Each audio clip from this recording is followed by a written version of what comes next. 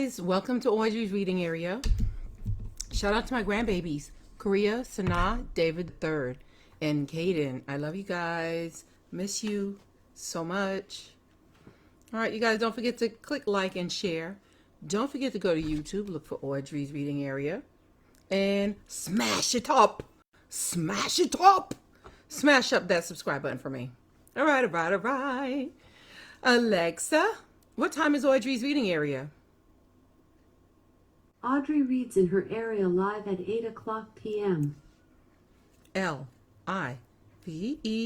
live at 8. All right. Check it out on this Inspirational Friday.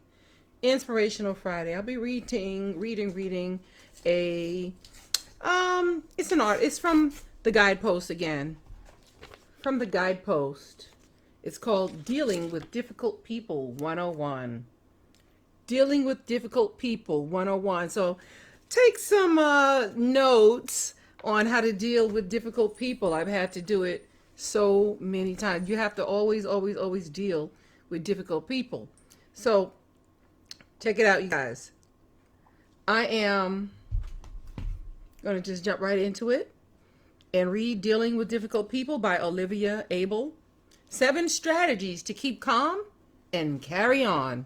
Okay, we might need this. Everybody needs this because we're going to always run into some difficult people at some point in our life. And so it says Thanksgiving was still, well, let me see. Oh, this was October and November of 2022. So Thanksgiving was still a week away, but Susan was already nervous. Her thoughts turned to the previous year's family gathering when her aunt had pointed out that Susan was still single. Loudly. Do you think you'll ever meet a nice guy? Or any guy? She shouted across the table, recalls Susan, a 40-year-old magazine editor. Then she started ticking off the accomplishments of her own 3 children. As I tried to tell everyone about my new job, my aunt interrupted, saying, "You should focus on getting a man." Why do people do that? Difficult people. We encounter them in every area of life. Family, friends, neighbors, co-workers, bosses. These are the folks who have nothing nice to say. The bullies and gossips who thrive on drama. The holidays can be particularly fraught. We're told that this is the best time of the year, says marriage and family therapist Linda Mintle, PhD, a nationally recognized expert on relationships. But long, simmering tensions often come to a head. At any time of year, an interaction with a difficult person can be confusing, anxiety-inducing, and exhausting. Difficult people have trouble regulating their emotions. Dr. Mintle says they view any conflict as a personal attack. Okay. Other experts agree you are unlikely to change someone's bad behavior.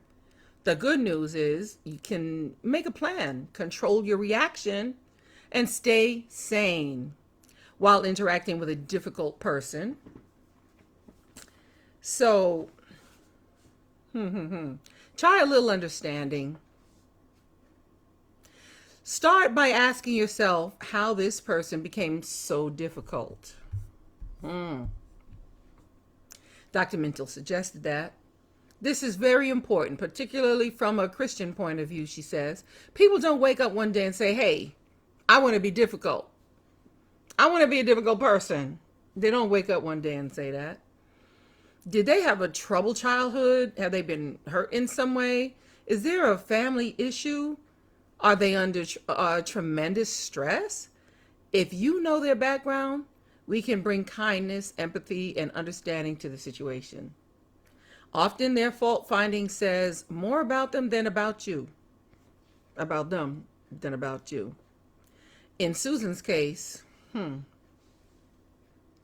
her aunt comes from a generation in which a woman's identity centered on being a wife and mother.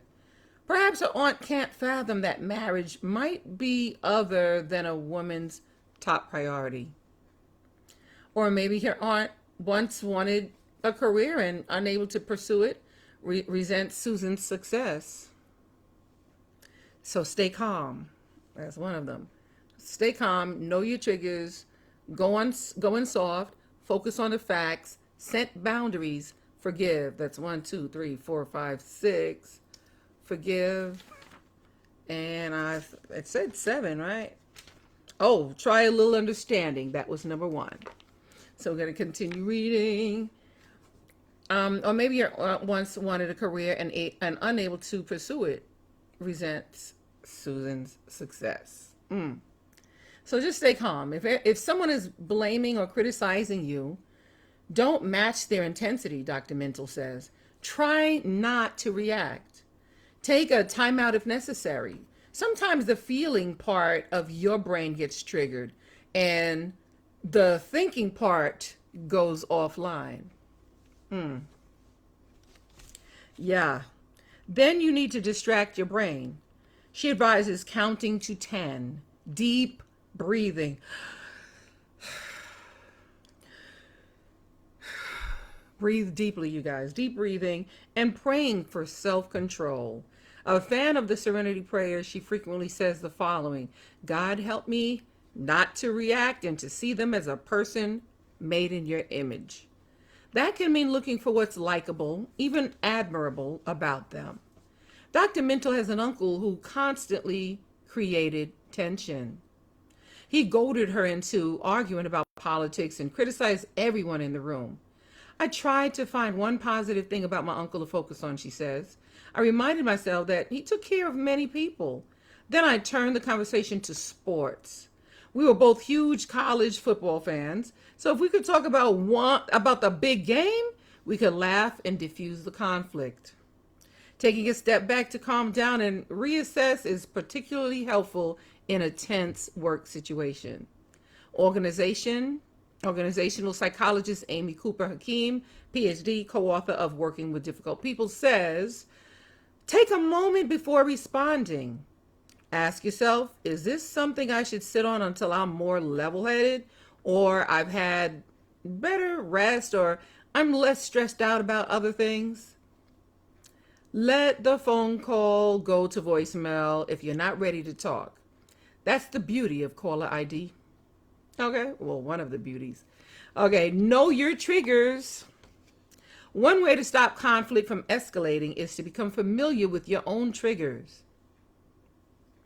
Those behaviors in others that push your buttons. Maybe you work with someone who makes you feel crazy, Dr. Mental says. Figure out why. Maybe it's because he always cuts you off in mid-sentence, like when you're talking, he just cuts you off. Act like you weren't even speaking. Okay. That exact same way your father did.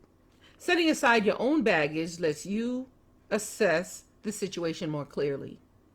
It can help you avoid automatically reacting in a non-productive manner, Dr. Mental says. Go in soft. When it's time to have a conversation with a difficult person, Dr. Mental recommends starting softly. Say, I really value our relationship. There's something I need to talk to you about. Choose your words carefully. Make sure you use I and we, not you. I think we both feel upset about the situation. Tell me what you need from me. How's that? Dr. Hakim likes the platinum rule, which takes the golden rule further. Do unto others as they would have you do unto them. Basically, this reminds us that we all come from different places. What we think is best may not be what is best for the other person. That recognition could change everything. Never tell a person that they're difficult. It almost always backfires, Dr. Mental says.